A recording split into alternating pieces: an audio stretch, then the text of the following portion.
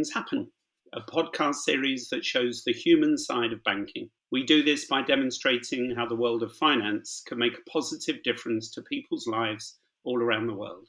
Our hope is that young listeners starting out in the world of work may be inspired by our guests' stories and consider similar career choices where they might flourish and contribute to a better world. My guests today exemplify this perfectly. It's impossible to sum up educator and social entrepreneur Kamal Ahmad's career in one short sentence. At the precocious age of 14, he established afternoon schools for domestic workers in Dhaka, Bangladesh. 28 years later, Kamal created the Asian University for Women, which has opened up education to women right across Asia and the Middle East. We're also joined by Ayesa Latif, who heads up Citi's electronic foreign exchange sales team for Europe, Middle East and Africa. She shares a passion for enabling education for the underserved as Citi's regional champion for their E for Education programme. It's a brilliant scheme that's generated more than $50 million for 13 different non-profit organisations, including Kamal's. Our topic today is enabling education for all. Before we explore this subject, let's hear our guests' stories. Kamal, apart from thinking about educating others as a teenager, tell us more about your early years. What did you want to do as a youngster? Well, I grew up in a family of educators, so education was very much at the forefront of our existence, our dreams. So I always thought I would somehow be involved in education, but what form it would take was obviously not very clear when I was a teenager. What path did you take from your own education to enable that? I think you were inspired by both your father and your grandfather, correct? Yes, particularly I was inspired by my father, who, came from a village in Bangladesh and was motivated, prompted, inspired to study biochemistry. And, this is in an age before the internet. So a young boy in a village, deeply perturbed by the untimely death of his own father from a simple infection, thought of studying biochemistry. It, in one way, sort of reinforced the notion that there must be many others like him who have the talent, uh, but unlike him, perhaps didn't have the opportunities in spite of their talents. And my father had a firm belief that the education he was pursuing would enable him to make an impact on the wider. So even though his initial clue to studying biochemistry came from the untimely passing of his father, the notion was this is an instrument for him making an impact in a country facing all sorts of challenges. I can't wait to hear more about this. Before we dive into that, Aisha, tell me about your early life. You also have a Bangladeshi connection, I've just learned. Tell us about where you started and at what point did you think you would enter the world of finance? Sure, yes. It's probably very much a coincidence that I am also from Bangladesh. It's very rare that you would have two people on a podcast, both from the same country. So my early years, so I was actually born in the Philippines. My father worked for the Bangladeshi embassy, though they moved around a lot. At 2 years old, moved to Bangladesh, and then moved to New York City when I was 4 years old. So over time, my father basically resigned from his job in order for us to stay in the United States to gain an education. And, I appreciate that a lot more now than I did back then because he didn't come from a particularly wealthy family. He really struggled to actually, get a job when he was, in Bangladesh. So to then give up his lifelong dream to, sacrifice his career in order for my sister and me to gain a Western style education in the United States, to have an opportunity to succeed, right? To change our lives, not just our lives, the lives of our family as well. I appreciate that sacrifice a lot more now looking back on it. And it was a huge sacrifice. He went from doing a job, really hard to get to becoming a security guard. And so, he paid minimum wage for my sister and me to go through school. And the thing that really changed lives is the access to free education, right? That we have to really good education in New York City, which allowed us to excel. Both my sister and I ended up graduating from high school and getting full scholarships to attend university. It was the only way because the cost of education for university is quite expensive in the United States. So scholarship was the only way we were going to get a higher education. So I went on to study biomedical engineering and math in university, graduated with honors, and I had no intention of going into banking. I used to work for a company called Stryker Orthopedics. I used to design hip and knee implants, which was drastically different to banking. I happened to be at an engineering school fair for some of my friends who were still looking for jobs, happened to stand next to the Goldman Sachs booth and started chatting with a man there. Somehow, a few weeks later, I found myself working at Goldman Sachs. At that time, also didn't really understand what I just signed up for either. My whole life took a different turn from where I expected it to be. I joined Goldman Sachs 2008. I learned a lot.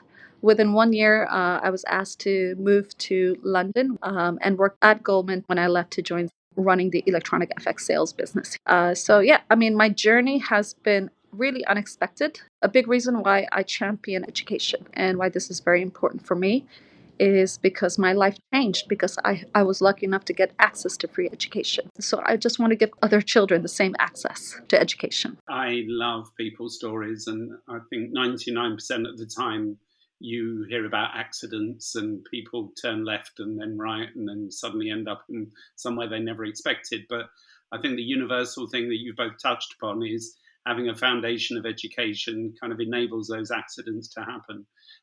Kamal, tell us about Asian University for Women. Um, Tell us how it works and what the genesis of it was, and tell us its story. Yes. In a part of the world where women are undervalued and where women's position in society um, is never optimized, so to speak, you look for ways through which this can be altered um, and this disparity can be overcome. And when we looked at this context, one of the things that clearly stood out was opportunity for higher education. Most institutions, most governments recognize the importance of primary education. It seems morally imperative to get all kids to primary school, but when it comes to higher levels of education, it's been always much more problematic. People look at higher education as an elite enterprise. But what one doesn't see is that when you don't offer equal opportunities for higher education, you're also not creating opportunities for women to rise um, to positions that they've never had before. So that's one aspect that has been deeply embedded in the work of the Asian University for Women. The other is, in spite of all the forces of globalization that we talk about, the reality is that increasingly what we see is a political and other forces sort of cumulatively drawing communities to be more segregated. You're finding all sorts of bases based on caste, religion, linguistic tradition to narrow your sense of what is your community. The Asian University for Women was established in 2008 to try to address these two issues in particular, to create a channel for women who have historically not had an opportunity for higher education, to get a high quality education, overcome whatever barriers they may have encountered, but also use the same medium to bring in women from across Asia, irrespective of country, race, religion, and to demonstrate, at least in a small way, that it is possible to conceive of a community differently than the one that we may have inherited. So we have Muslims, Hindus, Christians, Buddhists, all coming from 17 different countries with the common hope that they can be a force for change in a society where change has come historically very slowly, if at all. And it is a physical university, correct? It is a place. It is a physical university. It is a residential university, and the residential part is a very important dimension of it, which we forget in the age of internet education. That there is a lot of learning that happens when people live together. You may have certain conceptions of the other that can only be challenged when you actually meet the other person. It is very difficult to do that kind of education, however effectively delivered, uh, on the internet without the human context being always present. And as I've touched on, yours is a non-profit organization that is funded from donors, correct? Yes, it's very much not for profit. At this moment, more than 90% of our students are on full scholarship. We have been fortunate to get philanthropic support, of course, with much gratitude from E4Education of Citi and others. We have been able to do this now for 15 years. Um, and in recent years, the two most important initiatives we have taken, one is in response to the crisis in Afghanistan, for example. We mobilized to bring in large numbers of Afghan students at a time when schools and universities have been all shut down for girls and women in Afghanistan. Similarly, we have made a persistent effort to recruit young women and girls from the Rohingya refugee camps. Here is a community barely 200 kilometers away from the university where most girls grew up without an education. The median age for a girl to be married could be as low as 13. And the idea that they would go to a university, it may strike one as far fetched, but given the opportunity, there is a hunger for education, and they have responded in large numbers.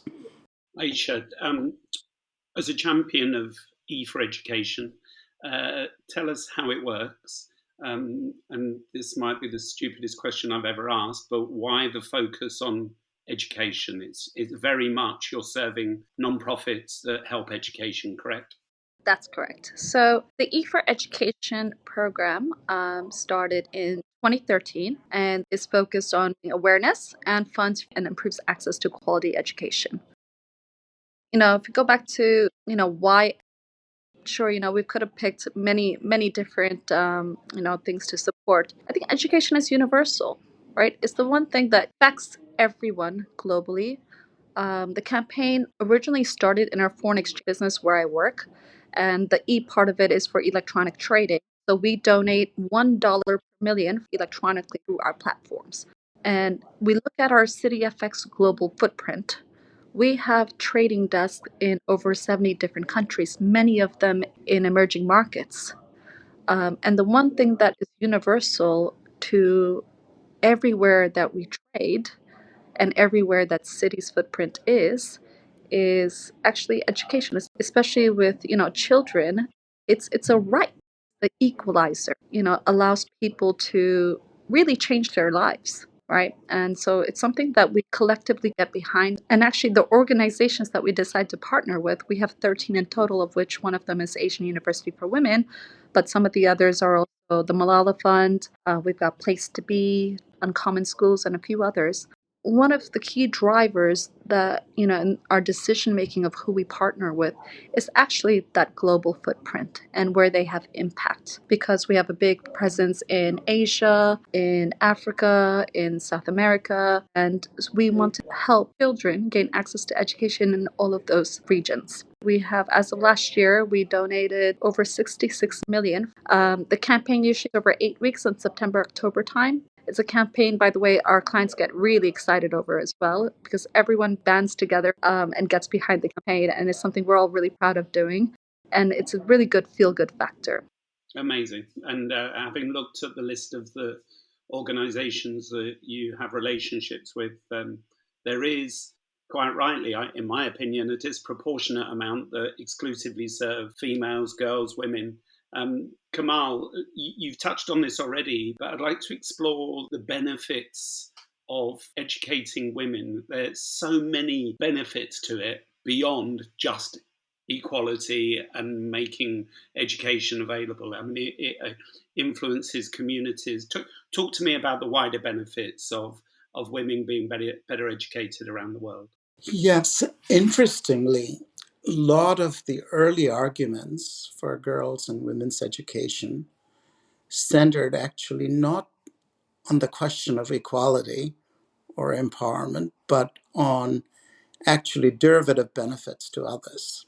You want to educate a girl so that she has a smaller family, she immunizes her children, and so on. And what was left out is that every person who has the talents has a right to a certain kind of education, has a right to develop herself in ways that she dreams of, as opposed to being nudged for whatever societal needs that need to be met. So for the Asian University for Women, we are focused on that question of individual aspirations and beliefs so that they can actually overcome the systemic obstacles to women's advancement. So it's not, you don't educate a girl solely because she will be a better mother. Yes, education will help her become a better mother if she chooses motherhood, but more significantly, that it fulfills her own dreams, that it allows her own potential to be realized. And if that happens, it will be great for the individual, but it will be also great for the world at large, because that girl whom you may have educated may be the best physician or lawyer or banker that the world will have ever found. But you don't know that until you have educated and provided that opportunity. So that's what we're bent on. And our particular focus is on communities that are bypassed by the system at large. That, whether they are Rohingya refugees or garment factory workers who don't necessarily fit the typical image of a university education. We operate on the basis that we can have a lot of flexibility at entrance, prepare them as they need to be, but have no flexibility at exit. So when they graduate, they're at par with any other graduate from any major institution in the world, and they can compete effectively with that education. Aisha, anything to add to that? I 100% agree with what Kamal is saying. I'm kind of a living, breathing example, right? I think by having access to free education and to a high standard, the direction of personal life has changed. It's given me financial independence. It's given me, happiness in the way I'm living my life. Kamal, you have either a target or it just so happens that you get a lot of women who are the first people to get higher education in their families. Is this something that you're particularly looking to support? Yes, we're very much focused on education of women who are first in their family to get into university. And the idea behind is if they can break the cycle, they can change the direction of their own future, but also of their families. And this is not peculiar to poor countries. I remember some years ago, I went to see former Secretary of State Condoleezza Rice, and I began to tell her about how we were organizing ourselves. And she stopped me in the tracks and she said, you don't have to tell me any more about this because I know this. And she said her grandfather was the first one in her family to go to university. And she said once he went to university, there was no question of others not following.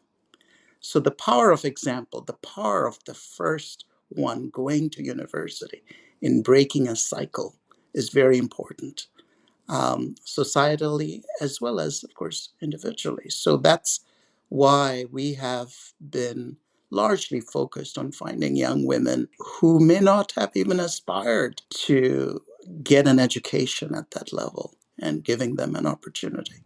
And how do you identify people who may not even be aware of the opportunity? How do you, I guess, market what you do? Yes, in our work, what we have realized that yes, of course, financial constraints are important. Faculty resource, all the resources you can think of are important. But ultimately, what is the biggest determinant in getting young women to consider this is an aspirational barrier. If you're 13 or 14 or 15 years old, in most cases, nobody has told you that you can become anything. In fact, generally it's the contrary. You're told that you're nothing, you will never become anything. The future is to be married at an early age. So we go in different places in different ways to say that this is not necessarily the future.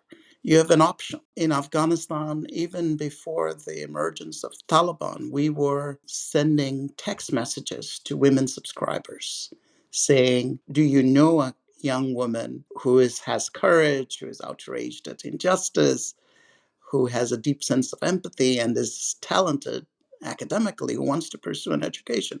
And we would say, you don't have to have shoes.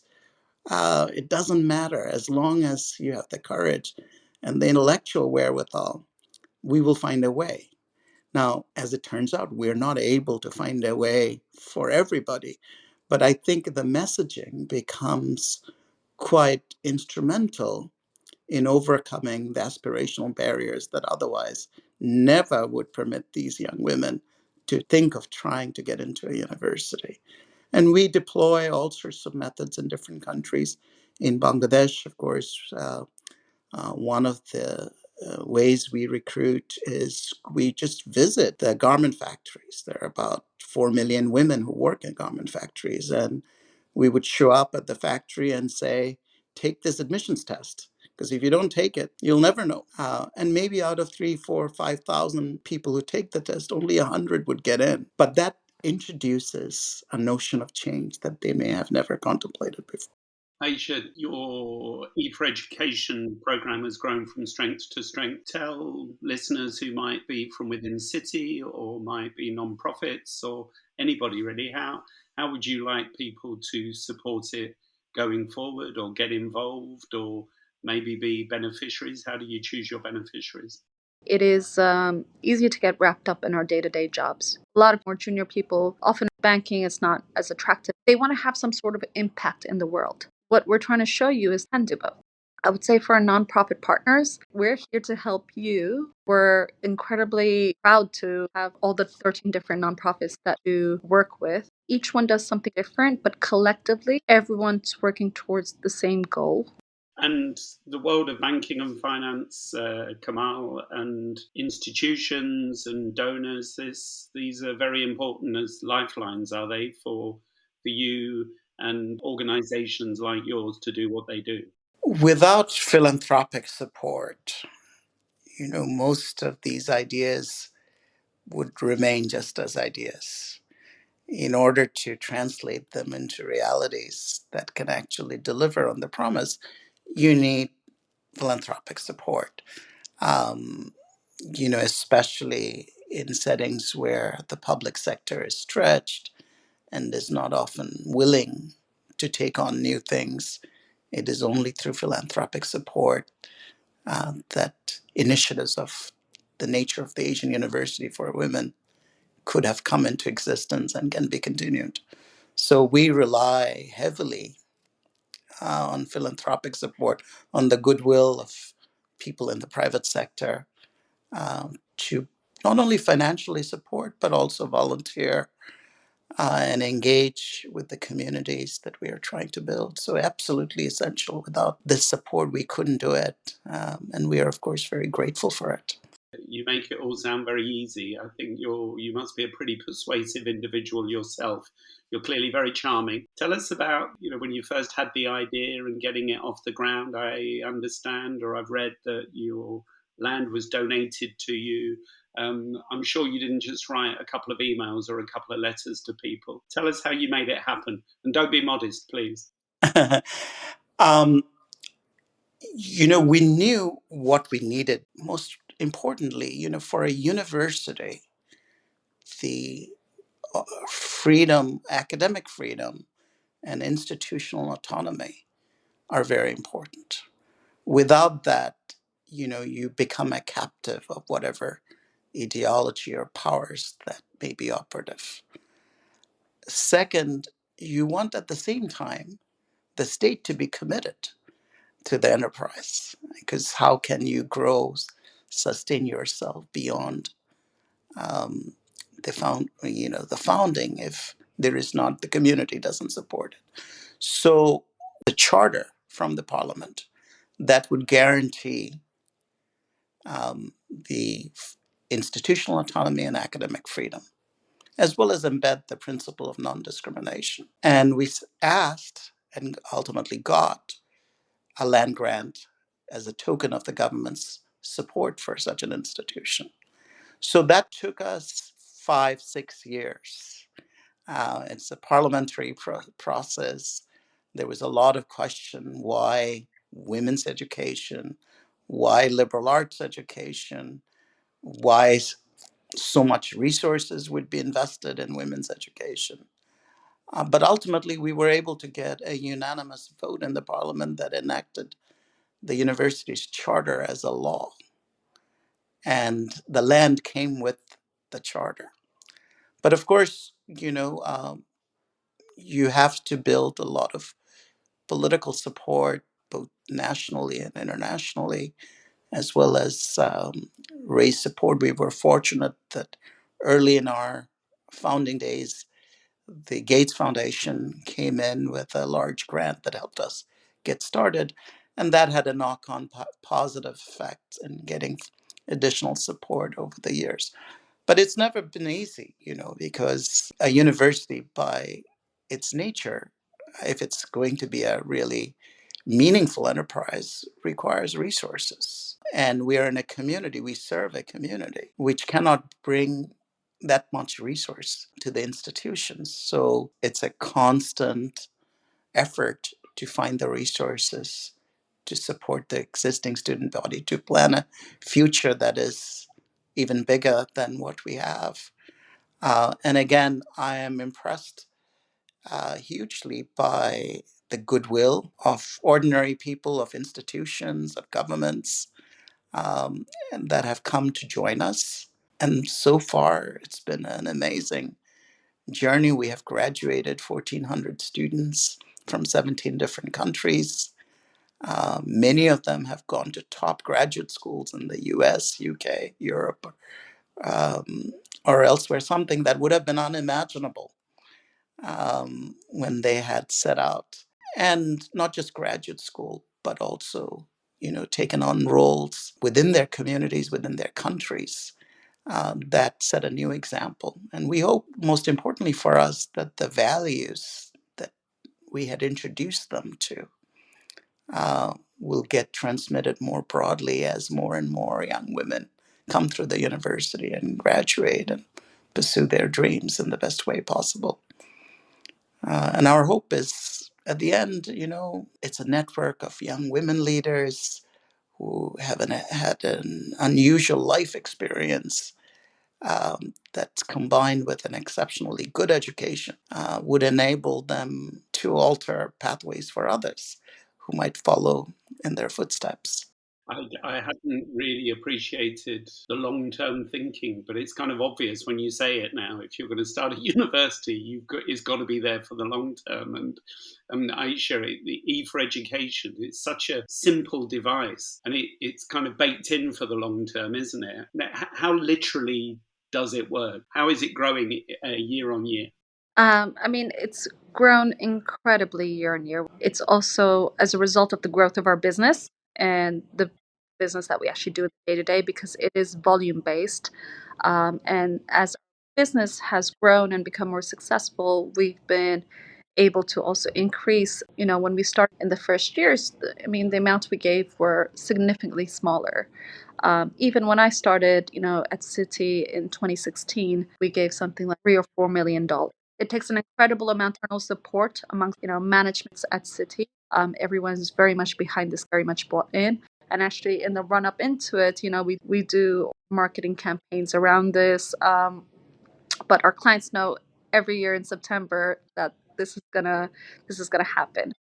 Wow, we've run out of time. Thank you so much. I've really enjoyed this conversation. I have learned so much myself. I am in awe of the work that both of you do. And as I said at the beginning, I hope if this inspires anyone who's listening to think, do you know what, that's something I'd like to get involved in, then we've done a good job today. Thank you both very much for joining Good Things Happen. Citibank NA and Asia University for Women are not affiliated and are independent companies, though Asia University has a relationship with Citi through the E for Education program. The speakers' views are their own and may not necessarily reflect the views of Citi or any of its affiliates. All opinions are subject to change without notice. Neither the information provided nor any opinion expressed constitutes a solicitation for the purchase or sale of any security. The expressions of opinion are not intended to be a forecast of future events or a guarantee of future results.